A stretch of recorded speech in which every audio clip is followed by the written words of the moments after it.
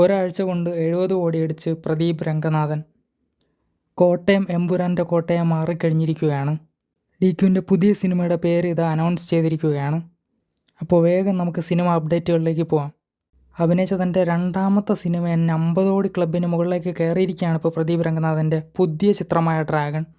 6.5 കോടിയാണ് opening day ആയിട്ട് collection കിട്ടിയതെങ്കിൽ സിനിമയുടെ പോസിറ്റീവ് റിവ്യൂ കാരണം 10.8 കോടിയാണ് ശനിയാഴ്ചത്തെ കളക്ഷനായി കയറിയിരുന്നത്.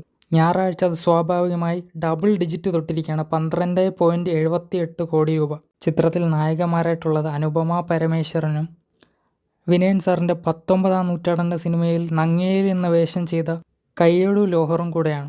ഡെക്കോയിഡ് എന്ന സിനിമയിൽ ഇപ്പോൾ ഇത് അനുരാഗ് കശ്യപ് ഓൺ ബോർഡായിട്ടുണ്ട്.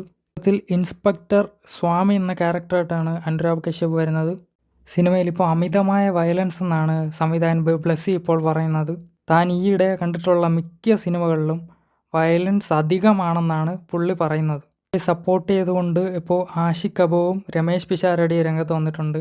സിനിമയിലെ വയലൻസ് ജനങ്ങളെ സ്വാധീനിക്കുമെന്നും അതിന് കർശനമായ നിയന്ത്രണം വേണമെന്നാണ് ഇരുവരും പറയുന്നത്. അറ്റ്ലിയുടെ പുതിയ സിനിമ അല്ലു അർജുനായിട്ടാണെന്ന് ഇപ്പോൾ സോഷ്യൽ മീഡിയയിൽ കിടന്ന് കളിക്കുന്നുണ്ട്. സൺ പിക്ചേഴ്സും അല്ലു അർജുൻ്റെ ഉടമസ്ഥയിലുള്ള ഗീത ആർട്സും ചേർന്നാണ് സിനിമ നിർമ്മിക്കുന്നത്. ടോട്ടൽ ബഡ്ജറ്റ് പറയുന്നത് 600 കോടിയാണ്. ഇതിൽ അല്ലു അർജുൻ 250 കോടിയും അറ്റ്ലിക്ക് 100 കോടിയുമാണ് സാലറി പറയുന്നത്. ഇത് ഒരു റൂമറാണ്, ചിലപ്പോൾ സംഭവിക്കാം ചിലപ്പോൾ സംഭവിക്കാതിരിക്കാം. പക്ഷെ എല്ലാവർക്കും വമ്പൻ പ്രതീക്ഷയാണ് അറ്റ്ലി ആയതുകൊണ്ട്. DQവിൻ്റെ പുതിയ സിനിമയുടെ ക്യാരക്ടർ പോസ്റ്റർ ഇപ്പോൾ ലോഞ്ച് ആയിരിക്കുകയാണ്. ഐ ആം ഗെയിം എന്നാണ് സിനിമയുടെ ടൈറ്റിൽ. കിങ് ഓഫ് കൊത്തയുടെ ഒരു നീണ്ട 2 വർഷത്തെ ഒരു ഇടവേളയ്ക്ക് ശേഷമാണ് മലയാളത്തിൽ വീണ്ടും DQ അഭിനയിക്കാൻ വേണ്ടി വരുന്നത്.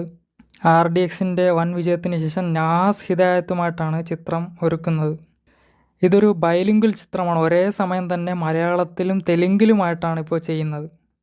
സിനിമയുടെ സ്റ്റോറി നഹാസ് ഹിദായത്തും സജീർ ബാബ, ബിലാൽ മൊയ്തു, ഇസ്മായിൽ അബൂബക്കറാണ് സ്ക്രീൻ പ്ലേ ഒരുക്കുന്നത്. സിനിമയുടെ മ്യൂസിക് ജെയ്ക്സ് ബിജോയാണ്. എന്തായാലും വമ്പൻ പ്രതീക്ഷയുള്ള ഒരു ചിത്രമാണ് ഐ ആം ഗെയിം. കോട്ടയത്ത് ഇപ്പോൾ എമ്പുരാൻ്റെ ഫാൻ ഷോ വൻ തരംഗമായിരിക്കുകയാണ്. നിലവിലിപ്പോൾ അഭിലാഷ്, ആനന്ദ, ആശ, അനുപമ, അനശ്വര, രമ്യ, ധന്യ എന്നീ തിയേറ്ററിലാണ് ഫാൻ ഷോ കൂട്ടിയിരിക്കുന്നത്.